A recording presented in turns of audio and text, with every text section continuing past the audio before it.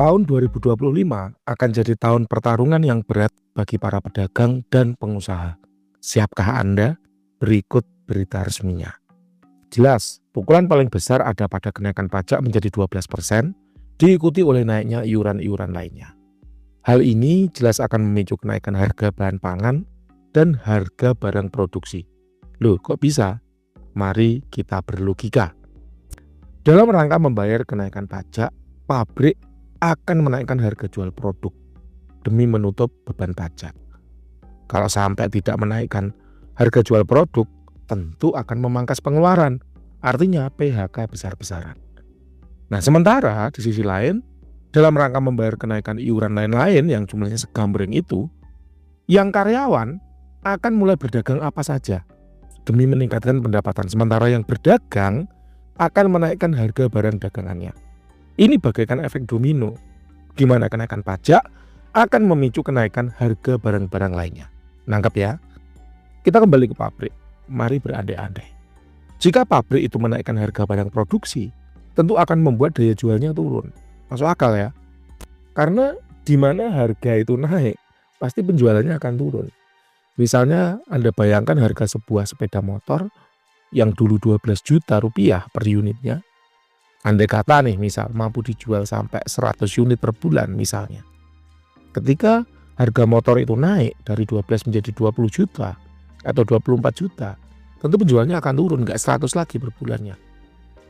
Karena orang butuh waktu lebih lama untuk mengumpulkan uang hingga bisa kebeli si sepeda motor itu. Ini contoh dan logika simpel aja.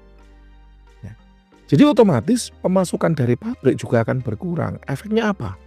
Pabrik akan mulai memangkas biaya pengeluaran, ya, utamanya di bagian gaji karyawan. Ini sangat logis dan sangat rasional. Contohnya yang terjadi pada Sritek dan pabrik tekstil lainnya yang lebih dulu gulung tikar. Cek beritanya di sini. Lantas pertanyaan Mbak Wira ada dua, yaitu yang pertama, bagi Anda yang profesinya sebagai karyawan, siapkah Anda jika ada pengurangan karyawan sewaktu-waktu? Senjata apa yang sudah Anda siapkan agar selamat dari badai PHK massal? Sementara pertanyaan yang kedua, bagi Anda yang profesinya sebagai pedagang, siapkah Anda jika penjualan Anda menurun akibat harga kebutuhan pokok atau kebutuhan primer yang naik? Utamanya bagi Anda yang jualan produk-produk tersier, produk-produk barang mewah, maupun produk-produk yang tidak masuk dalam kebutuhan pokok seperti sandang, pangan, pendidikan, dan kesehatan. Senjata apa yang sudah Anda siapkan agar penjualan Anda selamat? Ini logis banget. Ada kata ada seorang PNS ya bergaji UMR, misalnya 3.800.000 atau karyawan swasta bergaji UMR, misalnya 3.800.000, ambillah Jawa Timur ya 3.800.000. Biasanya dia habis untuk kebutuhan bahan pokok itu sebesar 2 juta. Meliputi pangan, sandang ya, papannya andai kata masih ngontrak gitu aja.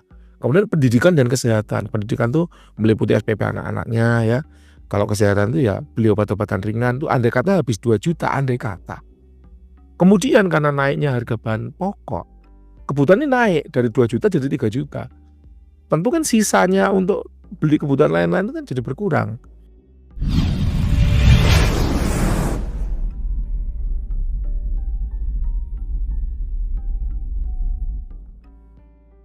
Yang biasanya jalan-jalan seminggu sekali jadi dua minggu sekali.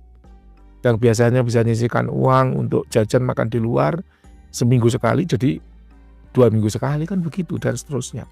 Nah, ini senjata apa yang kira-kira sudah Anda siapkan untuk menghadapi fenomena tersebut? Dalam kondisi seperti ini yang jadi PNS kayaknya enak banget ya Mbah.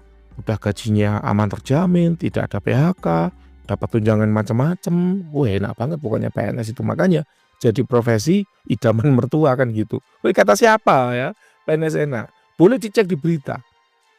Berapa tahun gaji PNS itu nggak naik? Naik sekali Mbah kemarin waktu ada Pilpres. Naiknya cuma 80.000 Mbak.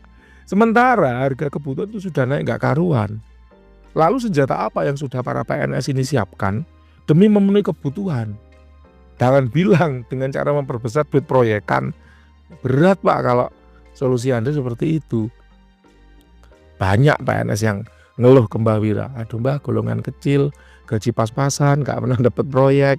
Nanti screenshotnya ada, ditampilkan oleh admin Mbak Wira dalam video, bisa Anda baca. Jadi jangan dikira kalau sudah PNS itu maka akan aman Sulaiman terjamin, nggak ada masalah. Loh, kata siapa? PNS juga ngeluh Pak dalam kondisi seperti ini. Kita buktikan. Ya ini bukti percakapan Mbak Ira dengan mereka. Aduh Mbah, jadi laki-laki kok berat banget. Gini amat jalan hidupnya. Ya emang Pak. Makanya siapa suruh jadi laki-laki? Laki-laki pulang malam ngabisin duit. Beda sama cewek Pak. Pulangnya makin malam malah dapat banyak duit.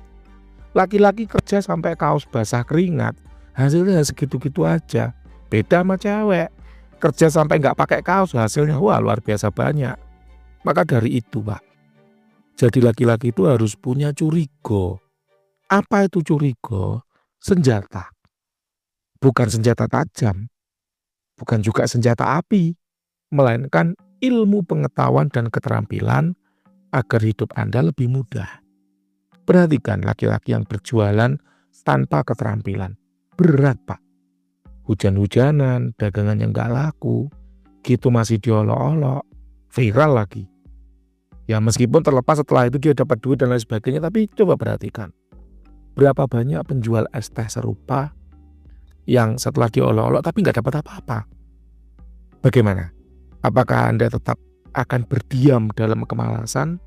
Atau angkat bokong Anda sekarang dan mulai sesuatu yang baru demi hidup yang lebih baik ke depannya?